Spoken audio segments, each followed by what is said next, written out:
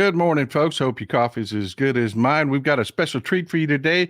We have Major Richard Ojeda retired here with us to talk about some of the current events that are going on. So grab your cup, grab your coffee, fill them cups up, grab a pen and paper for the round table at the end of the show, and let's get at this.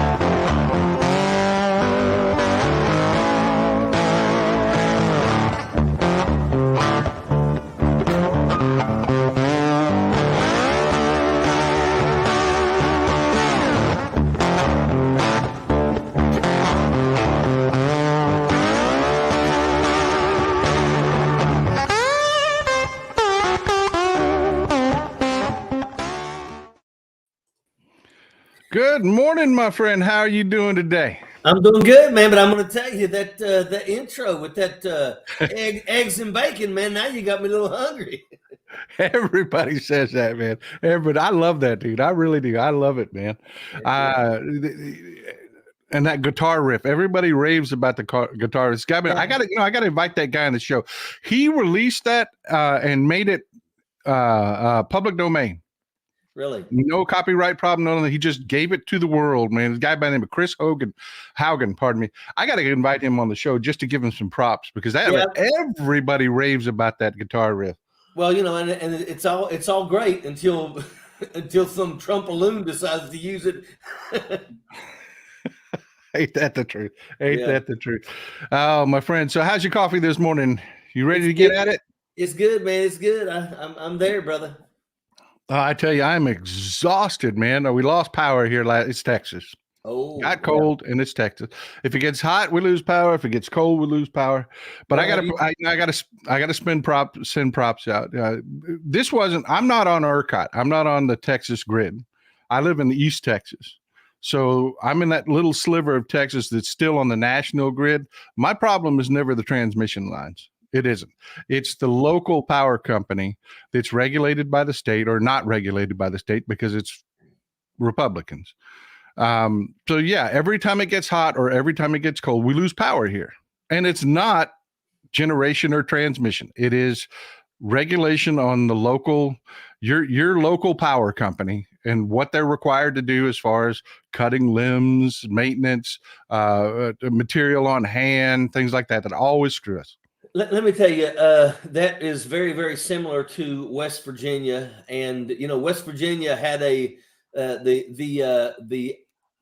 Appalachian Power Company, APE. I actually tried to get them investigated. And the legislature would not even let my bill, be read on the floor. And the reason why is because, there was an agreement with the Appalachian Power and the state of West Virginia that basically says Appalachian Power has to get this much of a profit every year. And if they don't, then the people that are the taxpayers are going to have to, come up with that money and pay them. And it was really just the fact that, they basically give everybody a max campaign check who allows them to just do what they want to the people. And it's really messed up when you think about it. But the question that I got to ask you is Ted Cruz posting pictures from Cancun yet? Man,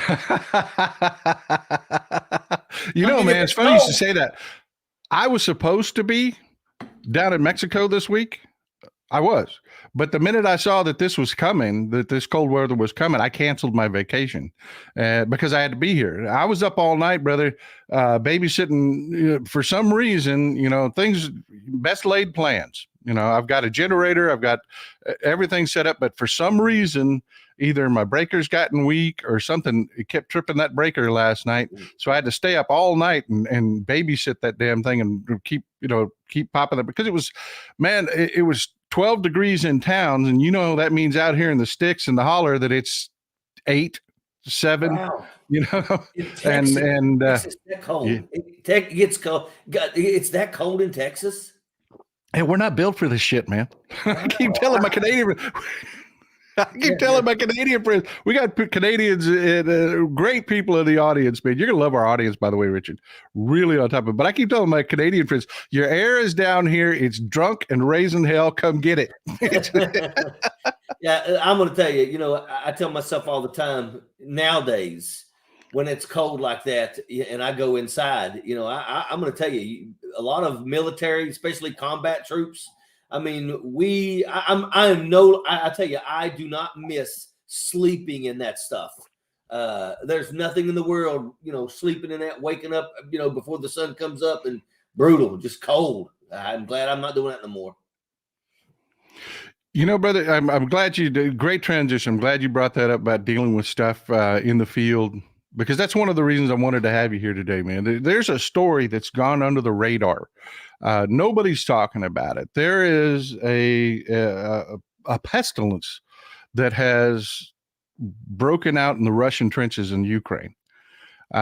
People don't realize that, you know, war and pestilence, hand in hand.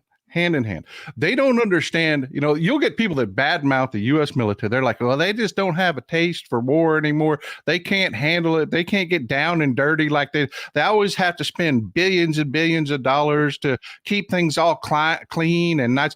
Folks, World War One, just for an example, just run through a couple quick things, Richard. World War One. There, depending on who you talk about, 15 to 20 million casualties, 15 to 20 million dead. Okay. It was horrible. It was modern tech, you know, the first real semblances of modern artillery. You had gas advances in chemical warfare. You had machine guns that were efficient. I mean, you got some of the machine gun Maxims that came out of World War One that are still good today. I mean, you got some people still, I mean, the technology and the tactics didn't catch up with the technology, and it was horrific on these battlefields. But what people don't understand is 50 million people died of the diseases that came out of World War One. Spanish flu alone, 50 million people dead. And you're talking about a time in the world population, there are almost as many people in India today as there was in the entire globe during World War One, and 50 million people gone. Yeah, and I will tell you, a lot of people don't really understand the filth that, you know, if you were shot with a bullet, understand that bullet is coming and it's going to hit your body, and it's also going to take a piece of that material that you're clothing, and it's going to push that into, you know, your shoulder. And the problem is that little piece of clothing was pure filth. And, you know, it was just something that you couldn't stop it no matter what. And I'm going to tell you, you know, there's so much about the stuff that's going on right now with the Russians. You know, they're living in pure filth. They're being sent to the front line with a uniform on their back and one day's ration. And I'm telling you, they are being slaughtered. And I'm hearing that in Russia, they're trying to say that they've only lost like 14,000 people. They've lost 373,000 troops to date. And I'm going to tell you, you know, I do this. I talk about this at least once every 2 days. But you also have to look at the loss of equipment. They've lost over 6,000 tanks. They just lost another 2 jet fighters yesterday. They lost 1,110 troops yesterday. I mean, this is a daily thing. In the United States of America, we cannot tolerate that. Our parent, the mothers and fathers of the sons and daughters of this country, would not tolerate us sending people to their deaths in this manner. But when you got dictatorships, dictators don't care. Dictator has an end state that they want. Vladimir Putin wants to go back to the days when Russia controls. You know, they want to bring back the Yugoslavia where Russia has, you know, control of Croatia and all those areas, the Balkans and all that stuff right there. And that's what they want. And once again, if you think they're going to stop at Ukraine, you're wrong. Yeah, 100% with you there. And I wanted to take this as not just to explain to people the devastation that Russia is facing and why I wanted to talk about why we have to fund Ukraine immediately because of things like this. But I also wanted to take it as a teachable moment. People really don't understand, why do we spend so much? Why do we do that? Why do we do things the way we do? Because we have studied war. We are masters of war. Yeah. The American, like no other nation in history, have we studied war as a science like we have. And we know it's not just bullets. It's not just artillery. It's not just the pestilence and the things that kill and slow soldiers and make them less efficient and everything that goes around that. We've studied that intently, and people don't understand. They're like, well, why did we go in and build this city inside a city, inside barricades and control every aspect of it? It's what we're about to talk about right here. And I just wanted to take it as a teachable moment for people to understand. We're not doing this just to make some defense contractor really rich. I mean, that's not why we're doing it. We're doing it because we've actually studied warfare. I mean, World War II, malaria, dengue fever, tuberculosis was huge after World War II. Remember that stick you used to get in the arm? It made that circle on your arm in school. That tuberculosis that came out of World War II. We were still chasing that crap in the 70s and the 60s, and anyways. I never served, man. I never served. I have not. I want somebody like yourself, an officer, a trained officer that understands this concept, that understands warfare isn't just about that battlefield tactic. It's like Sun Tzu said, wars are won or lost before the first soldier steps on the field. Yeah. Well, first off, let me go ahead and jump in at this location.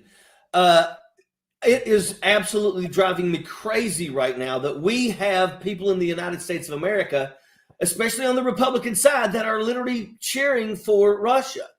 Understand that our number one adversary since World War II, well, I guess we could say we fought Korea, but it's been Russia.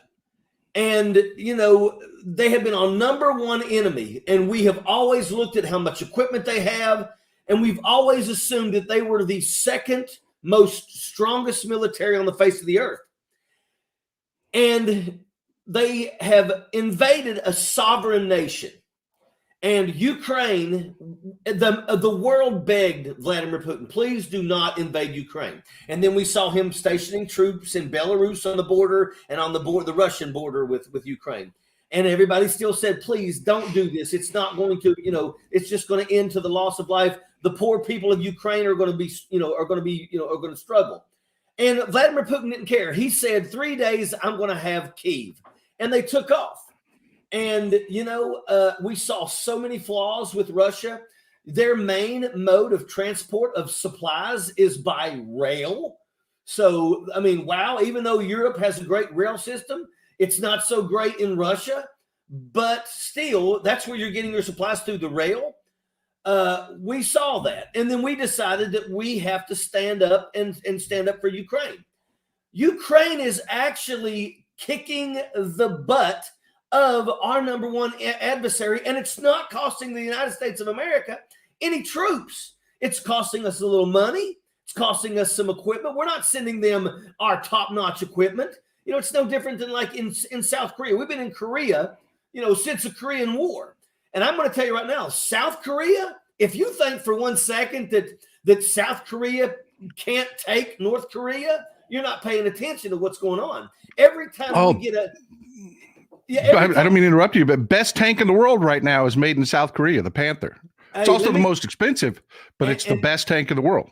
And they know how to fight. I'm telling you. And I mean, it is rough for the South Korean soldier because they can't take any breaks. They're always on call. But like if we get a brand new helicopter, we'll give South Korea the helicopters that were the last stage that we had. And that's because, they're our allies and we want to make sure that they don't get invaded by North Korea. But, the money that we're sending to Ukraine is literally keeping, Russia from storming right through and then having a literal domino effect. We always talked about the domino effect with Vietnam. It's a different scenario. But when you're talking about right now, the dictatorship of Vladimir Putin, we already know that they found evidence that after Ukraine, he was automatically going to move right into Moldova. And then from Moldova, they're going to go straight into Romania. And once again, he wants to go back to the old days where they control most of, at least half of Europe. And we're not going to let that happen. And it sucks when you have people that are literally speaking on behalf because they just want to basically make President Biden look bad. President Biden is doing an amazing job. President Biden is the one who got NATO to come together. Donald Trump could have never done that. But he, Joe Biden got NATO together. And let me tell you something. It's working out well, and it's not costing us any lives. And if we sit back and let Russia do what Russia does and take Ukraine and then take Romania, there will be a time when we're going to have to put American lives on the line.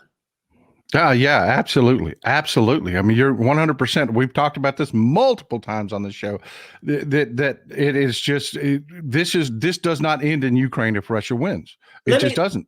Yeah. And let me also say this, for those people who don't think that the United States of America, if you say, oh, well, these kids today are just, they're weak. Let me tell you something. These kids today are the most highly educated and trained kids that we've ever had in our military. And that little kid that's got that little remote control that they can do anything with, guess what? We've now got stuff in our military that we use that uses those remote controls because it makes perfect sense. Those kids know how to use it. So, and I'm going to tell you another thing too. We never lost a fight. We never lost a fight in Afghanistan in 20 years. Yeah, we lost troops, but make no mistake about it. We never got into a daggone skirmish and lost a fight.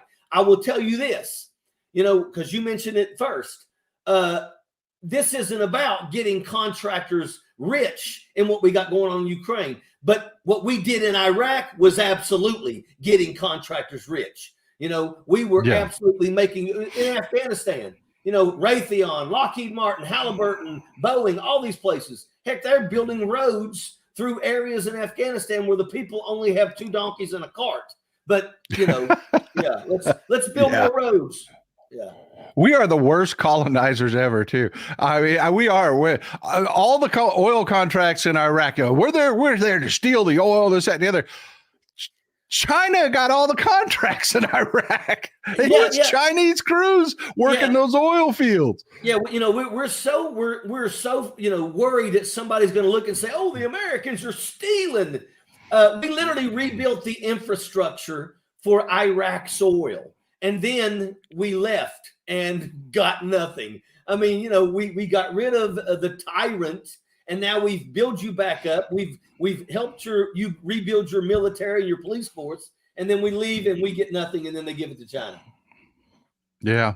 Hey, folks, what I want to catch you up with is where we're going with this. There has been an outbreak of Hantavirus in the trenches, the Russian trenches in Ukraine. If it's in the Russian trenches, it will move to the Ukrainian trenches. It will. Hantavirus, folks, I don't know if you know this, but you're never supposed to vacuum up mouse droppings, ever.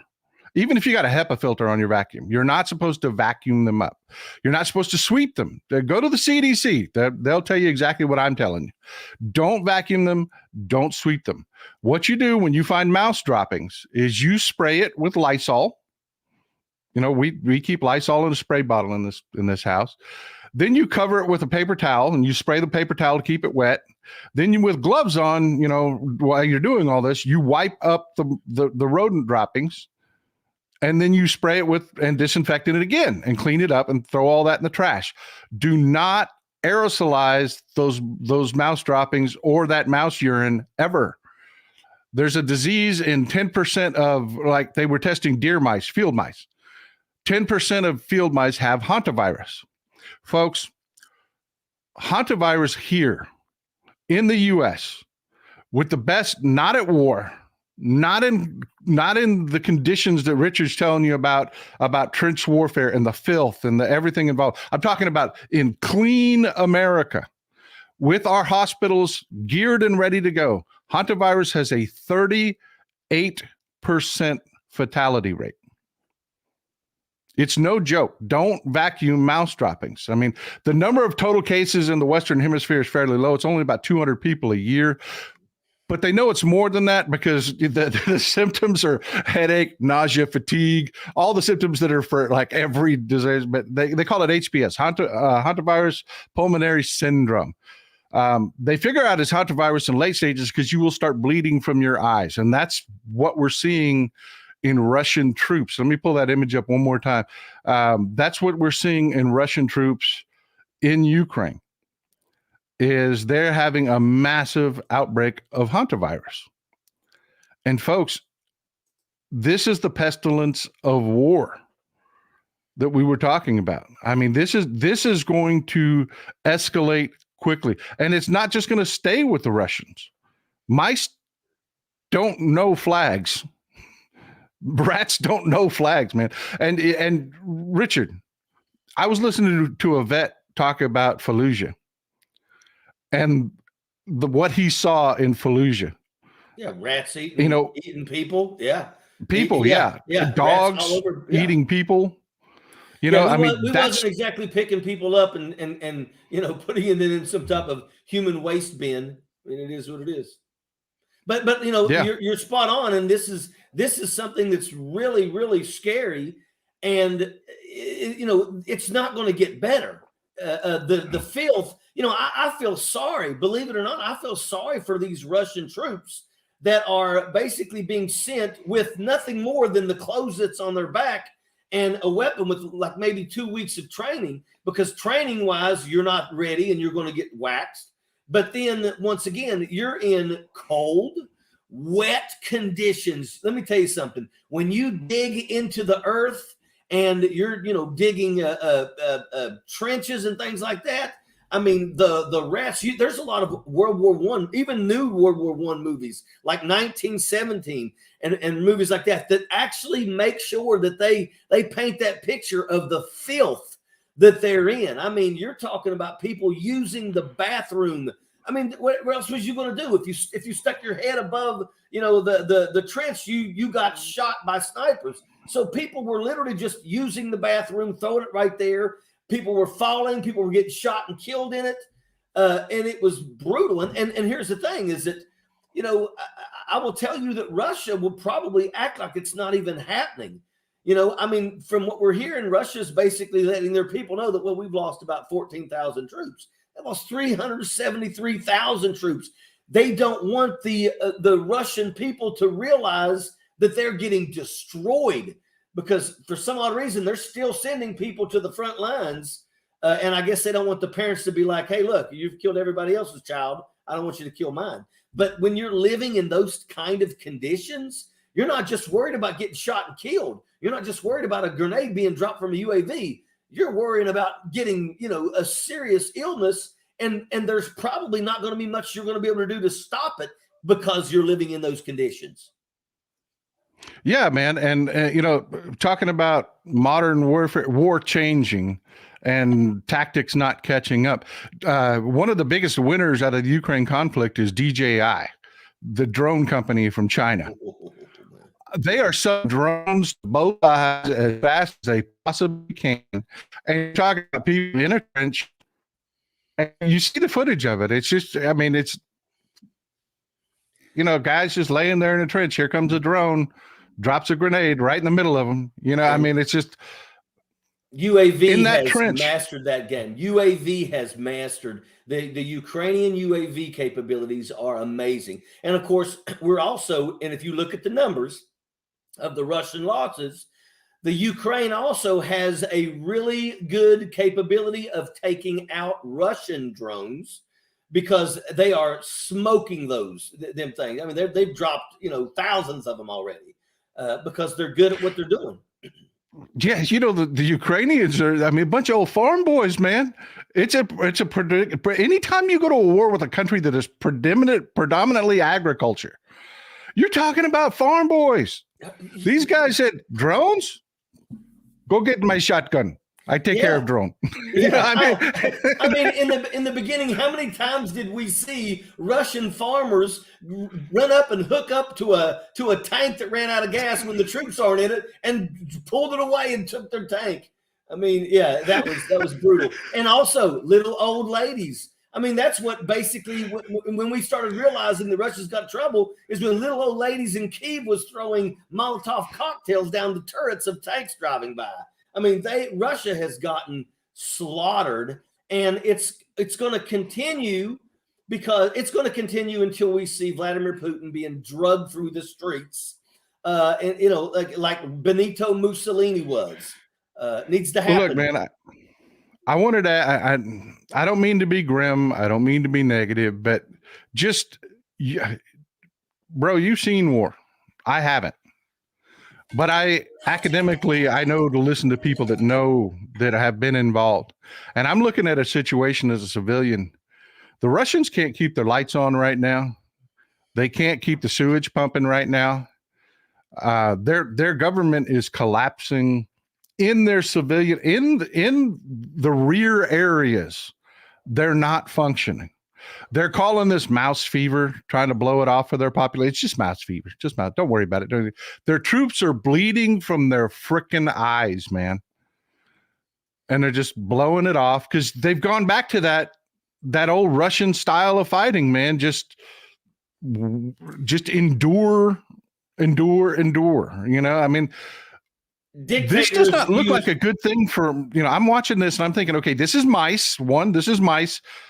In a country that exports grain, this looks like a recipe for a disaster brewing. I don't know, man. There's no doubt about it. There's no doubt about it. I mean, we're talking, like you said, a 38% mortality rate on this. And I mean, it's because of the filth in the trenches. And right now we are watching a war go down in Europe that is literally trench warfare. They are, and once again, that right there kind of tells you there were so many things in the beginning. We thought that Russia was going to run over them like it was nothing. But there were things that I was picking up. I noticed that even before they got to Kyiv, they were basically being bogged down with vehicles that were stuck. And then when you look closely at those vehicles, what you saw was the tread on the tires completely broken off. And how does that happen? Why does that take place? That happens when you have equipment that have basically regular tires that you park in a motor pool and you don't move. The United States military, every single week, we have to conduct preventative maintenance checks and services on everything that we have. That's weapons, gas masks, that's our vehicles. And every Monday morning, you spend Monday in the motor pool and you're going through your equipment and you're writing down everything that you find, dent in the right, panel, a little baby leak under, you write this stuff down. And then the mechanics come down and we fix this stuff. But you've got to move your vehicles. You have to exercise your vehicles. When the tire treads fall off like that, it's because they've sat in one spot for years and not moved. And that's the first thing that we saw. We're like, whoa, these people aren't doing preventive maintenance checks and services. And then you start realizing that Russia supplies their fighting force by rail. So we're literally watching how it was done in World War I in real time. And that's what's going on. And it really is like, wow. But then you also, when you said the one thing about dictatorships will send human waves at you. North Korea, China, they did that during the Korean War. Human waves. Russia lost over 50 million troops during World War I because their tactics was just bombard them and they're going to run out of bullets on us. And that is a very, very dangerous mentality to have. You can talk all you want about us, but we never lost a fight in Iraq and Afghanistan, because we take care of our people and we have the capability. Let me tell you something about Iraq. I would be driving up and down the roads, even Route Tampa. Route Tampa was a main highway route that went all the way from Kuwait all the way up to Tikrit. And we'd be on that thing daily almost, always going up and down. And, if you got in any trouble, if you got in a firefight, if something like, you had two radios. One was internal, so I could talk to all the vehicles in my movement. And the other one was the sheriff's net, is what we called it. And the moment you get on your sheriff's net and you say, sheriff's net, this is Mongrel 6, we're taking fire. The moment that happened, it wasn't 3 minutes and you heard because there were helicopters that were flying over Route Tampa 24 hours a day, every day. And it would land like that. And you could put people on that helicopter that were severely wounded. And within literally 5 minutes, they're at Baghdad ER getting checked on.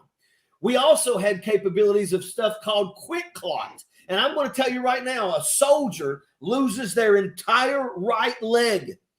And all you do is rip that quick clot open and it's like a powder.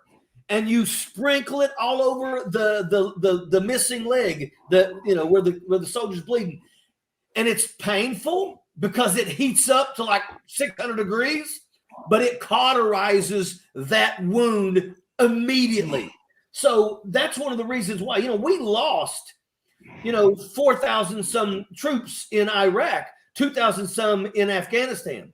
But if we didn't have the capabilities that we have, we would have had numbers like Vietnam. We had a lot of people that got shot and lost arms and legs, but they survived because of the capability and the technology that we have in the United States military. Russia don't have none of this stuff. And that's why they're losing 370 some. They're losing 1,000 people a day. That's a battalion every day. They love you, my brother. Sheldon Hughes here says, I could listen to Texas Paul and Richard Ojeda all day. Nothing but the truth and bringing the fire. I'm telling you, man. Richard, not to kiss my audience ass here. I do it I remind every guest when they come up here. We're having this conversation, dude. They're having a parallel conversation over. They're not just sitting there. They're having a parallel conversation. They're talking about the next thing we're going to be talking about. I guarantee you, they are ahead of it. I love these people. You got a good audience. But look, man, what you're talking about is exactly where I wanted to stress for people, because, like right now, we have a huge. This just set me on fire. We have a huge number of HIMARS that are going out of date. People don't understand munitions go out of date. They do. Yeah. There's an expiration date for munitions. Not in Russia. Not in Russia, man. They'll keep that stuff for more. I mean, they got 7.62s from freaking Vietnam that they still got in warehouses. Well, but here in the United States, we take those old, and people talk about burn pits. They don't understand what goes into these burn pits. We will take out-of-date munitions and we will burn them. We will. We've got HIMARS munitions, and Ukraine's like, if you burn those, I swear to God, we'll burn them. We'll stick them in a tube and send them to Russia, man. But if you burn those, we're going to go. And that's what kills me about these Republicans, Richard, is we're not sending them pallets of cash, shrink-wrapped cash. Yeah. We send them HIMARS munitions. Yes. Then we account for that at what we paid for it when we're about to burn it. Ourselves. And the Republicans say, you sent them X number of $1 billion. No, we didn't. But at the end of the day, first and foremost, I hate to say it, but our government loves a good fight. And here we are now, and we've got people that actually are wanting to stop this and understand that if we stop this, Russia, if we stopped it right now and we said we're not going to help Ukraine anymore, Russia would, even though it would cost them dearly, they would still steamroll over top of Ukraine. And I'm going to tell you another thing too. I'm not saying anything that is top secret, but that was one of the things when I was stationed in Korea, was that we were like, the majority of ammunition that the North Koreans have been sitting in dark, dank caves since the Korean War. And even though they said that within 24 hours, 1 million artillery rounds would land in Seoul, Korea, which of course we still didn't take that lightly, but everybody knew that there would be a significant amount that would be duds. But 1 million rounds, if only 20% actually work, it would still be a severe loss of life, catastrophic for anybody in the city of Seoul. Yeah, what is it? Primary, what is it? 152 millimeter that the Russians like to use? I can't remember what it is, man, off the top of my head. I'm punch drunk, tired, dude. It's 155 rounds, and those are no joke. No, but the ones coming out of Korea, I mean, you've got to pack the HE in properly. You do. If it's loose, this thing comes out of the damn muzzle of of that piece of artillery, and it's wobbling. Yeah. You cannot, aiming artillery is not rocket science, people. You take the amount of propellant, the weight of the shell, the angle of the gun, the direction of the gun, and you just do the math. I mean, this is not that hasn't changed much. That's the artillery officer's job. Literally, they're over here in a small little tent doing calculations. That's a fact. But they can't take into calculations that these North Koreans, sure, Russia's, okay, folks, 11 million rounds the Russians burned through last year, actually year before last. Last year, they could only manufacture 2 million. So they bought another 1.5 million from North Korea. The shells that are coming from North Korea, were cast wrong. The outside casing is cast, folks. They're not machining these casings; they're casting them. They're cast to the wrong size. They're either loose or tight in the breech. The ones that so they're damaging their equipment when they fire them. Two, they can't get a good solution on where they're landing shells on their own damn troops because they're coming. But think about that. I mean, if you have to rely on North Korea and folks, if you're not, and everybody knows North Korea, if you look and it looks nice, it's all a facade. I mean, the people in North Korea struggle. People starve to death. I mean, there's a book called The Voice of the Tailless Animal. And I'm going to tell you, it's about a woman who literally eventually was able to escape through China and make it to South Korea.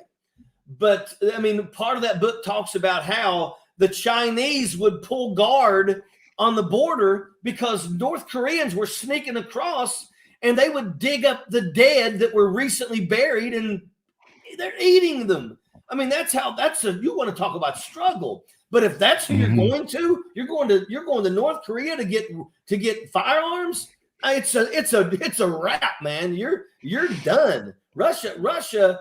The only problem that's going on right now is the Russian people are not fully being made aware of what's really going on the battlefield. If Russia is telling their people we've only lost around 14,000 people, but in reality it's 373,000, they lost 24 tanks yesterday. We already know that Russia has the ability to produce around 100 to 150 tanks a month. They're losing 25 tanks a day, Yeah, but Richard, one of the things I wanted to talk about was, like the old T-34s, the old T-34s from World War II. Russia, when they field tested these tanks, they sent them on a 300-kilometer trip, 150 there, 150 back. The reason they have to use rail is 10% of those tanks made it. The other 90% didn't. They broke down. They have gone back to that mentality. Our boys down here in Waco, what used to be Fort Hood, are training on a brand new T90 that the Ukrainian farmer drug out of a field because the Russian troops jumped out of the damn thing because it was broke down. Yeah. That farmer hooked a tractor to it, threw it in neutral, drug it to his barn. We paid him like a penny on the dollar. I mean, for this tank, I shipped it back to Waco. We fixed it, and we're training our troops on their top of the line T90 equipment. That's because hilarious. Just the way they're doing business. Well, let me tell you, first off, people don't even understand the capabilities that we have in the United States military. People have no concept. If you want to know how come Desert Storm lasted 100 hours, it's because we let the Air Force and the Navy do what they do. And if you let the Navy and the Air Force do what they do, you don't even need to put boots on the ground. They will turn cities into glass factories like that. But let's look at our M1A1 Abrams battle tank during Desert Storm. Now, it was the first time we used that battle tank. And this was back in 1991. We're talking about a battle tank that can go 75 miles an hour on uneven terrain. It has a floating turret. So as it's going across the terrain like this, the turret is like this. This is the bottom tank, but the top is like this. It's steel. And literally, you could program like multiple shots at one time. So it's not just like shove this round in, fire. This was all technology. You got a kid inside there on a computer that's just punching in targets, and that tank's going boom, boom, boom. If you know who H.R. McMaster's, he was one of the general officers who was working with Donald Trump for a while, and then he cut ties because he saw the light. But General H.R. McMaster's was a young company commander during Desert Storm, and they were moving across the desert, and a massive sandstorm hit. And if you've never been in a sandstorm, believe me, you can barely see. Everything is yellow like a golden look, but it's thick, and sometimes you can't see 20 feet. They found themselves going through a sandstorm, so they decided, let's stop the vehicles and let's just sit here and wait for the sandstorm to go out. As the sandstorm started to dissipate, they realized that they had literally parked their company of tanks right in the middle of an Iraqi division. And do you know what they did? They killed every single tank in that division. A division is 4 brigades, okay? And each brigade has anywhere between 4 and 5 battalions in a brigade. They were in a division, which was 4 brigades of armor and a company. And there's what are you going to do? It was a slaughter. They literally, it was like, oh my God, they're all around us. And the moment that they started firing, a T-34 hitting an M1 Abrams is like you throwing a rock at your car. I mean, they just can't touch us. Can't touch us. I'm a paratrooper. So paratroopers and tankers never get along. But make no mistake about it. You don't want to find yourself at odds on a battlefield against our tanks. Well, yeah, because paratroopers and damn tanks are usually shooting at you because you're over there with it. Well, believe Learn it or not, how to aim, you sons of bitches. Well, believe it or not, our military is bringing back a really good capability. And they're bringing back an armor punch to go into the airborne brigades. They're bringing it back to the 82nd Airborne Division. They're not really big tanks. They're smaller tanks, but they're still well protected. And it's an armor punch. If you're going someplace where they've got T-34s, yeah, man, it's a wrap. Yeah. Well, Ukraine too is they're using the Bradleys. The Bradleys didn't get much. Everybody likes the big tanks, man. Everybody that doesn't serve, that doesn't anything, they like the big tanks. We want to see that Abrams out there. Just I call them General Bark and Fire, man. Woof. Yes, woof, yes. You know what I mean? And the Bradleys, they're taking those 20 millimeter cannons, man, and just lighting up tree lines. Bradleys are no joke. Bradleys are, you don't want to be on the opposite end of Bradley fighting vehicles, lots of capability. And here's the thing a lot of people don't know. We're not just dropping equipment off in Ukraine. We're sending equipment to places like Poland. Believe it or not, we still have a brigade, an airborne brigade in Poland. And basically Ukrainians are coming there and are being trained up on the equipment, and then they're taking it into Ukraine with them. So, I mean, they're getting actual real good training. Believe it or not, Russia's not. Russia is basically telling a young man that's 18 years old, I'm going to give you a uniform. You're getting 2 weeks of training. And let me tell you something. You're not learning very much in 2 weeks of training. And then they're sending them to the front line to be miserable, you know, and you can only imagine the lack of sleep, the filth in the trenches, the lack of sleep, the poor meal. I mean, these guys are scrounging for anything they can get their hands on because they don't have food. So when you add those 3 things together, I mean, goodness gracious, it is hell on earth. Yeah, and not only do you have, I mean, imagine you're a Russian. You're in a trench next to a guy wearing a red armband. Okay. They took prisoners that were suffering from HIV and Hep C and they said, look, you want antiviral medication? Go fight. If you're fighting, we'll give you antivirals. Wow. So you're in a trench next to a guy wearing a red armband, and that guy gets hit with a 20 millimeter round from a Bradley. Oh. What does that do inside a troop? I mean, go ahead and be graphic, Ben. What does that do to a human being inside that? Yeah, I'll tell you this. If you're standing next to somebody that's like that and they get shot with the Bradley fighting vehicle, I mean, even a 50 caliber, I mean, it's going to splat. And I'm going to tell you that it's not, you know, you could get the person next to you, you could get parts of their bone fragments in you. I mean, it's the worst case scenario of where you want to be. This is trench warfare.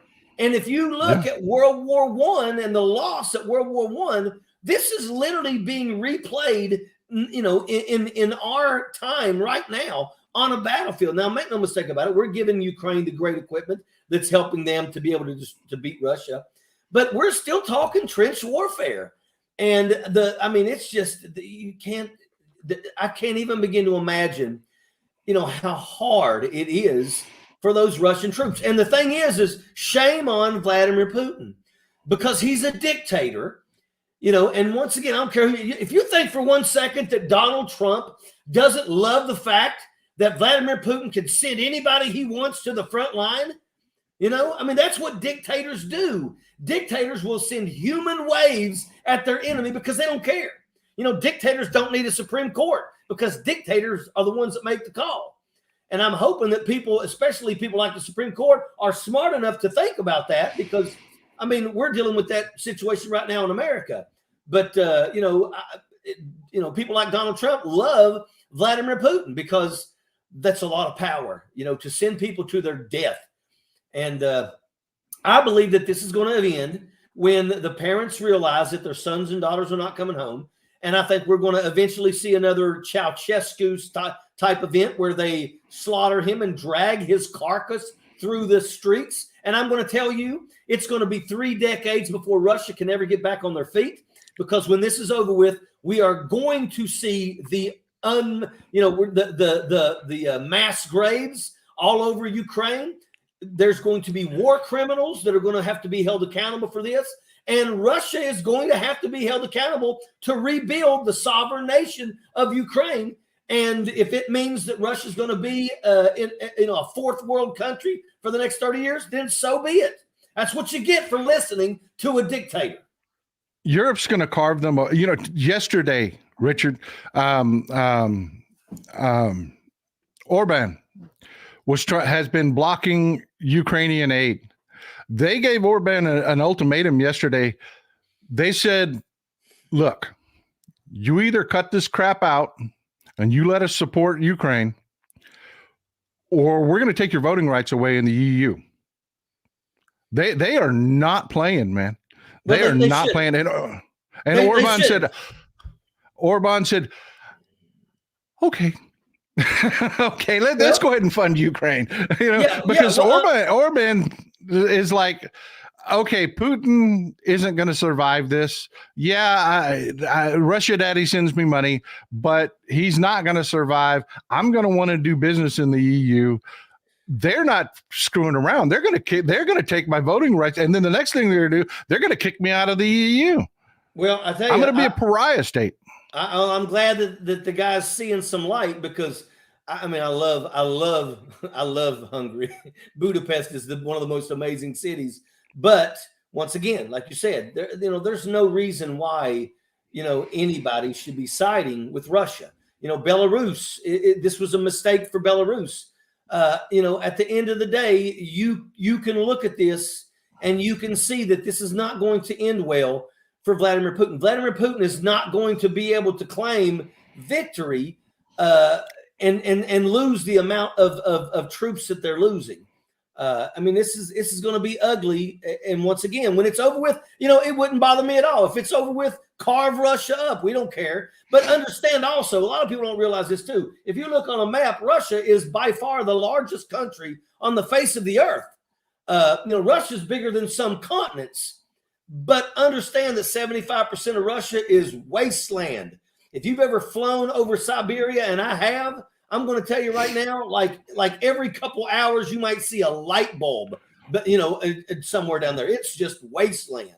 And people don't understand. Russia is ethnically massively diverse. It should probably divide it up anyways, no matter what. I mean, because Mongolia, northern China, those are not the same. They're not Slavic. They're not Slavic people. They speak Turkic languages there. You're right. I mean, and there's a large percentage that are literally, I mean, like native, we have Native Americans here. You have the same, concept in many locations in Russia. We're talking about cultures that live in yurts and stuff like that. I mean, these aren't exactly people that Vladimir Putin could say, get them ready to deploy. These are people that live so far away.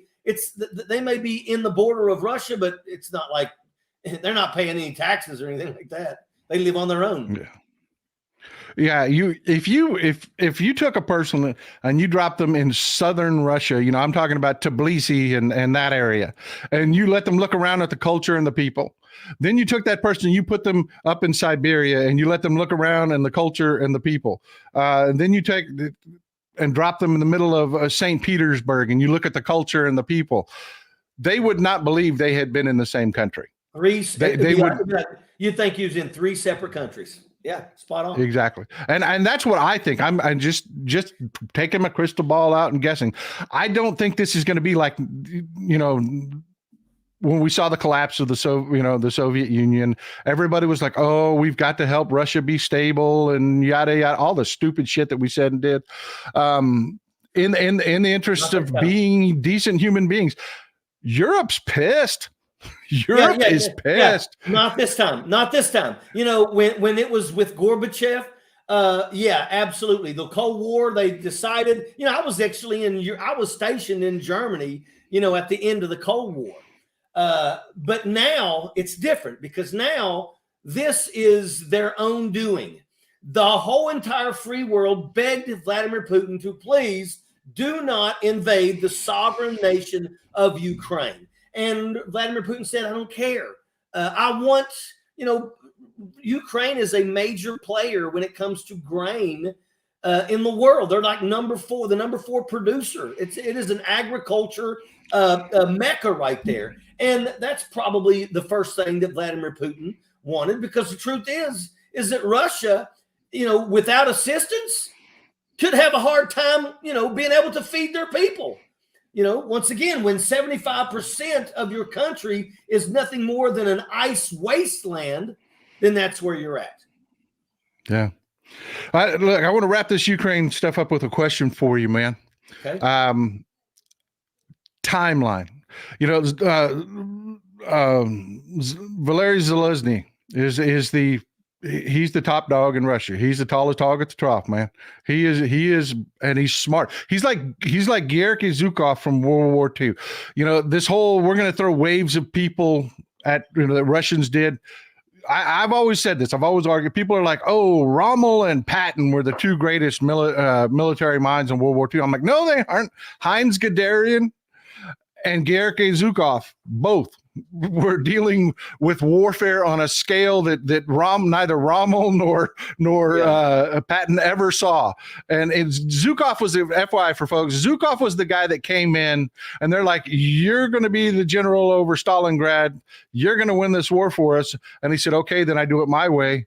And I'm not sending waves of men into German freaking machine guns anymore." Yeah. And he changed, and then that's when they engaged in that pincer movement where they caught the Germans at Kursk and just completely surrounded them, and it was Heinz Guderian that was like, "Why are we going to Stalingrad? I can see the Caspian Sea from my tank. I can end Russia. That's where their oil comes from. I can win this tomorrow. Why is this freaking mustached mutt telling me I have to turn north to Stalingrad?" You're talking about the dictators and how stupid they are and the things they do. That's real history, folks. That's real history. You had a brilliant guy that, thank God, Hitler thought he was smarter than Heinz Guderian and Georgy Zhukov. Both these guys. This is the kind of guy that Valery Zelensky is. They're saying, okay, he's like, "I'm not going to throw waves of my men at the Russian trenches. I'm not going to do it. That's stupid. I don't have to. They're going to die on their own." And Russia's like, "Well, your offensive didn't work." And Zhukov's like, "I did everything I wanted to do. I'm across the Dnieper River. I've got a beachhead there. I can engage you in Crimea. I have you pinned down in your trenches in eastern Ukraine, and you're going to die there. And every time you try to come out, you're going to die." And now the disease is breaking out. How long do you think Russia can keep this up? Well, I've been saying that for a long time. How long is Russia going to be able to get away with losing 1,000 troops a day? And I'm going to be honest with you, for the last year, I've been following this. I look at this every single day. And for the last year, I've been like, when is the time going to come before these people raise up? Because once again, you got a brilliant military tactician, but that military tactician is not the one that gets to call the shots. Vladimir Putin's calling the shots. I don't understand. We already know that Russia has lost like 87% of the initial invading force of those who were alive at the beginning of this war. 87% of them are dead. They're gone. And, they're not able to create as many well-trained troops in a short period of time. Their equipment is dwindling down. Once again, if you look at the loss of equipment just yesterday alone, it's absolutely staggering. I don't know. And it's not like World War II where they could make more. Yeah, they can't. They can't keep up with the loss. And I'm sitting there and I'm thinking to myself, I don't know. It all comes down to how these people fear Vladimir Putin. But eventually they're going to have to get past that fear of Vladimir Putin and then stand up and say, "Look, you cannot continue doing this to us anymore. I don't care what it is. I don't care if somebody needs to take him out. But something needs to happen because this doesn't stop. Because this whole thing is about greed and basically taking back the boundaries of the Cold War. And I don't think Vladimir Putin is going to give up on that because, once again, a dictator, what they want is what they want. And, until somebody like the person that you just spoke about maybe raises up and can. Zelensky's Ukrainian. He's the guy that is just sitting there. He's sitting there. It's like everybody always said, "Oh, Robert E. Lee's a brilliant general." He was never a brilliant general. He was on the defensive. No, I thought in his major victories, he was on the defensive. Zelensky's the same way. He's sitting in Ukraine at Avdiivka saying, "Stick your head up. Go ahead. Yeah, I've got you pinned down. You can't move." I thought you was talking about a Russian.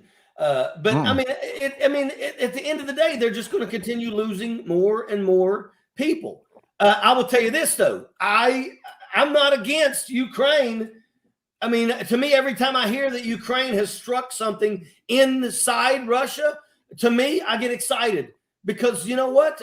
They deserve that. You know, and I don't want to hear when this is over with Russia talking about they come over to our side. You know, they were trying to invade us. Hey, let me tell you something. Until Ukraine gets back everything that Russia took from them, and I'm talking about the loss of life, that's going to have to be, they're going to have to pay for that. They're going to have to pay for that. Because once again, we don't even know. When this is over with, we're going to see mass graves become uncovered. That's going to have women and children. When you go to a prison in Russia and you are willing to take out every murderer, every rapist, and tell them that as long as they're willing to fight for you, here's an assault rifle, let's go. And those people went into those places and they raped and pillaged. They destroyed people's lives. And I'm going to tell you, you know what? The winner, that doesn't look good. The United States of America could never say, hey, guys, we're going to go fight a war. And if you're a rapist or a murderer and you want to come fight for us, come with us. That's not the way, that's not the right way. That you will never come out of that looking good, ever. Yeah. I hear you, brother. I hear you. And I'm with you. I don't think Russia can. It'll be Russian babushkas that end this. It will. The grandmas will be out there. They're freaking hardcore. You know, they're out burning their furniture in the streets right now to stay warm. Shit, I was almost doing that last night here in Texas. But I tell you, man, it's when you see the oligarchs that are looking in the future and saying, shit, you know, Oleg Deripaska sells aluminum all over the world. And he's looking at like, man, this has to stop. You know, when he finally, that's when you're going to see. We need those Russian oligarchs. You know, that's the kind of conversations that needs to be happening is these Russian oligarchs. You know, that's basically we got billionaires. They call them oligarchs. But I'm going to tell you, you know, there's not many of them, but they really should be thinking about, you know, replacing Vladimir Putin. And I'm hoping that they are having conversations with others about that because once again, you know, they're going to be affected with this too. Well, look, man, I want to bring this back home for a second before you go. I know you've been with us for a long time. I appreciate you hanging out, but I wanted to get your take on Iowa. How you feeling about what you saw there? I feel good. I feel good because you know what? That was a very dismal vote count. Understand that Donald Trump, 51%, good job. That was one of the lowest voter turnouts that we've had in the Iowa caucus. Now, here's the thing, too. The people that voted for Nikki Haley and the people that voted for Ron DeSantis, those are people that don't want Donald Trump. And a lot of people are thinking that the reason why it was dismal, the dismal showing at the ballot box, is because a lot of Republicans are saying that if Donald Trump is the guy, they're not even going to vote. And we really believe that. You know, we really believe because Donald Trump, you know, if you're a Republican, you should be smart enough to know that Donald Trump is absolutely claiming to be a Republican, but you know, Donald Trump is about himself. Donald Trump is a wannabe dictator. And, you know, it's not going to end well for the Republican Party. This could be the end of the Republican Party. And we've also seen things that certain members of Congress, you know, it's like they're trying to, you know, figure out what they can do because they know that this may be their last ditch effort. We're going to take back the House and hopefully we're going to increase with the lead that we have in the Senate. And then if Donald Trump wins, go ahead. No, I'm sorry. I didn't mean to interrupt you. I'm sorry. I thought you were done. No, go ahead. If Donald Trump wins, I look at it like this. We're going to take back the House and we're going to increase the lead we got in the Senate. I'm going to tell you right now, Donald Trump comes on board and thinks that he gets to be a dictator. He could be impeached for a third time. And this time there won't be enough friggin' damn Republicans in there to save his butt. And let that sink in. You know, that's what's really messed up is I get so sick and tired of hearing people saying, let the people decide. We let the people decide in 2020, and it wasn't good enough. Donald Trump lost, and he didn't care, and he launched a coup, and he did all this problem. So I don't want to hear these people saying, let's just let the people decide. First and foremost, Donald Trump shouldn't be allowed to be on the ballot. And I love the fact that there's over a dozen states that are now challenging him on the 14th Amendment, Section 3. If anyone who has participated in an insurrection cannot hold office, what the hell was January 6th? Because that was an absolute coup, an insurrection on our government and our Constitution. Get rid of it. I agree with you 100%. Yeah, I was just going to say 2008, 120,000 Republicans showed up. 2012, 122,000 showed up. 2016, 187,000 Republicans showed up for the Iowa caucus. 2024, 110. Let that sink in. Yeah. Yeah. And people are trying to say, oh, it was the weather. No, my family is from, before we moved to Texas, we were from Iowa and Wisconsin. I still have family up there. Iowa and Wisconsin. That weather didn't slow them down a bit. Yeah, they're used to cold. They make beer runs in blizzards, man. I'm telling you. Yeah, it's cold. Yeah. It's cold. But they're used to that stuff. Yeah, I mean, that's what it is. And that's what people are saying. It was a dismal showing. And in the end, Donald Trump's, if Donald Trump, I think that he's going to be removed from the ballot. I mean, and here again, he's already lost his law. Some of his lawyers have dropped out. All he's got now is Alana Habba, and she's absolutely incompetent. I mean, it is what it is. I just, I see that, be careful with the blue NAMI. And the reason for that's because I just don't want people to think, you know what, we got this. Everybody who votes, if you are a Democrat, your responsibility is to make phone calls to ensure that other Democrats are going to the polls. If you have a car and you've got 4 seats in your car, don't you drive to the polls alone. Fill up every seat in that car and go vote. When they do early voting, vote early. Get your voice heard early so that if something happens on election day, you don't have to worry about it. Make phone calls. If you are a person of color, you make a phone call to your county clerk and you make sure that your polling station is going to be open, because make no mistake about it. If you remember what happened in Louisville, Kentucky, they shut down every single polling station of color and basically resorted to basically only allowing those people one polling place. And at 7 o'clock at night, they were trying to shut it down, and there were still thousands of people outside banging on the windows saying, you got to keep this open. They did that because they wanted to basically just do away with the black vote and be like, they'll just go home. But instead, they the courts made them open it up and finish counting the votes. But that's the tactics that the Republicans will use. And don't allow yourself to be found on the opposite side being screwed out of your vote. And if you get there and they tell you that they show you a list and it don't have the people you want, don't vote, but don't leave. Make a phone call to your Secretary of State and get that fixed on the spot. Yeah, absolutely. 100% part. This was one of the things I love that's it's making the round on social media. I really love that the corporate media can't do what it used to do. I mean, they've got 16 billion reasons. That's the predicted spending going into 2024. They have 16 billion reasons to make this look like it's a real horse race instead of what's really happening, which is Democrats understand if we don't turn out, if we don't vote, if every one of us don't vote, this very well will be, it will be, it's not if, it will be the last real election we ever get to vote in, ever. And that's what's on the line. And these people get it. Republicans get it. Let me share this video with you real quick. This is an old boy. This is making the rounds on social media right now. Republican, I am. What do you do in that event if he is the nominee and it's he and Joe Biden? What do you do? I vote for Joe Biden.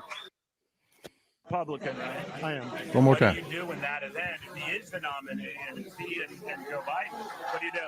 I vote for Joe Biden. If Donald Trump is the nominee, what are you going to do? I'm voting for Joe Biden. And that's, folks, let me explain. Most of you don't know what a caucus is, never participated in one. This year, I think there's only 5 states left that are actually having caucuses. Everybody's gone to primaries. This is how caucus works, okay? And why these numbers are scaring the crap out of Republicans. Caucuses are your most hardcore of your partisans. A primary is just like an election. You can show up, flip a switch, this, that, and the other. Your lay person will show up for that. A caucus, you have to go into a room. They divide you up by who you're supporting. Then you have an opportunity to argue back and forth amongst yourselves to bring people over to your candidate. Say, look, man, you've got 7% support for your candidate. Let's show a strong showing for our candidate. And you convince people. People don't do that. That people that show up at caucuses are the most hardcore of the partisans. They didn't show up for Donald Trump. No. And the people that did show up for DeSantis and Nikki Haley, they are very much, man, they're like the Bernie bros were. They are very much not this effing guy. Yeah. Not him. No way. Yeah. This guy is telling me he wants to be a dictator. Yep. This guy is telling me, exactly what he is. He's been found that he is a rapist. He's been found liable for sexual abuse and rape. He's in court arguing today, attacking E. Jean Carroll again today. What a moron! Yeah. And Alina Habba, his attorney was warned before her opening statement. You cannot say he didn't do it. He's already been found guilty of doing it. And she tried. The judge shut her right down. Man, she's the worst attorney ever. She's garbage. She is the worst attorney ever. I think that's why Joe Tacopina left, is because he realizes that, Donald Trump's not going to listen. You can't keep his mouth shut. And, I think he deserves Elena Habba, who, by the way, failed to check the jury trial and hit bench trial, which is why Judge Ingram was able to look at all the evidence and make a decision himself, which he did. And he said, yes, he's guilty. Well, brother, look, I love being on your show, Paul. You got great guests. You got great people over here. The conversation just really, really good. There's one guy that I was in there that talked. He was in the 75th Ranger Regiment. Thank you for your service. I see another, somebody said 12 Bravo 10. There we go. Combat engineer, baby. Sappers lead the way. Sappers clear the way. Sappers clear the way. Brother, I'm glad to have you here, my friend. I'm glad to have you here. Great conversation. You're always welcome anytime. Let us know what you got going on. I love your show. I love popping in on your show, man. I hope I'm not disruptive when I pop in on the chat. No, I love following your conversations, man. They really are. People will tell me this. Hey, Texas Paul was in tonight.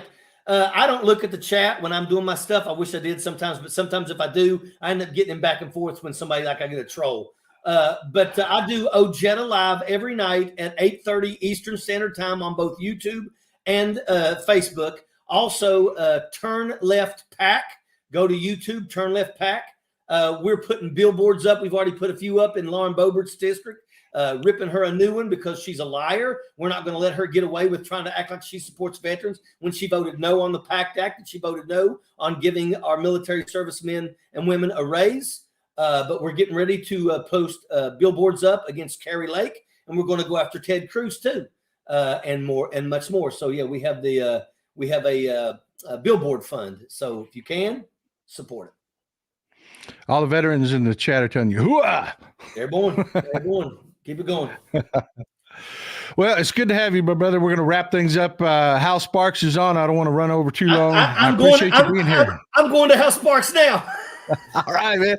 Go join Richard Ojeda. We're going to wrap this up, man. Good to see you, my friend. Glad you could be here. Great conversation as always. Hey, thanks, my brother. Out here, airborne. All right, folks. I just want to leave you with this. One, the Iowa results were just disastrous for Republicans, and we talked about this last show. The Epstein thing is simple. People get it. They do. And even Republicans are opening their eyes to that. And the numbers in Iowa show it. They show it. The number of people that showed up in Iowa that were never Trump, it was huge.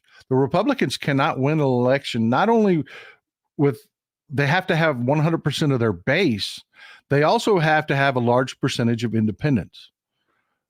Republicans cannot win elections with just Republicans alone. And they don't even have all of their own base on board. People have had enough of Donald Trump. And that's what the numbers coming out of Iowa tell us. This is a good thing, but we can't be complacent. We can't, because if we don't show up, if we don't nail this, if we don't 100% get out there for the next year and just kick ass and take names, this will not go our way. And they're telling you what we're going to do. And the other thing I want to leave you with is Ukraine. 50 million people died of disease that came out of World War I. We know somewhere between 30 and 40 million people died of disease, tuberculosis, malaria, dengue fever. All of that persisted after World War II. This is happening in Ukraine right now. It's become trench warfare. The Ukrainians are not advancing. They're not slaughtering their own troops trying to take an inch worth of soil. They're not. They are banging on the Republicans. They're making Republicans, Russians. They're banging on them, keeping them in their trenches, and the pestilence is breaking out. It is. We have to support Ukraine. We have to do everything we can. We have to be more aggressive than we're being now. Not only do we not have to support them, we have to get more aggressive with our support. You know, Europe is looking at this. Europe has a ringside seat to this. Ukraine is in Europe. They are watching this. And they know they're in it to win it, man. And we need to be there with them, because this isn't going to stay in Russia. Folks, Ukraine and Russia ship grain all over the world. And I hate to tell you this, but mice droppings, mice piss, all of it accompanies that grain. It's just the way it works. This isn't going to stay in Russian trenches. We've got to get really aggressive with this. We do. Millions of lives are at stake, and not just Russian soldiers. So yeah, folks, get active, get proactive, get after your representatives. Let's get this over with. Let's get this whole Ukraine argument off the table. I love you, folks. This is Old Texas Paul. I'm glad you could be here. I'm really glad to have Richard Jett on. He's a great guest all the time. Love hearing what he has to say. Hit that like button. Hit the subscribe button. Let's keep growing our community, bring people in. Love having you here. Love spending the day with you. This is Old Texas Paul out. Enjoy some Texas cities at night.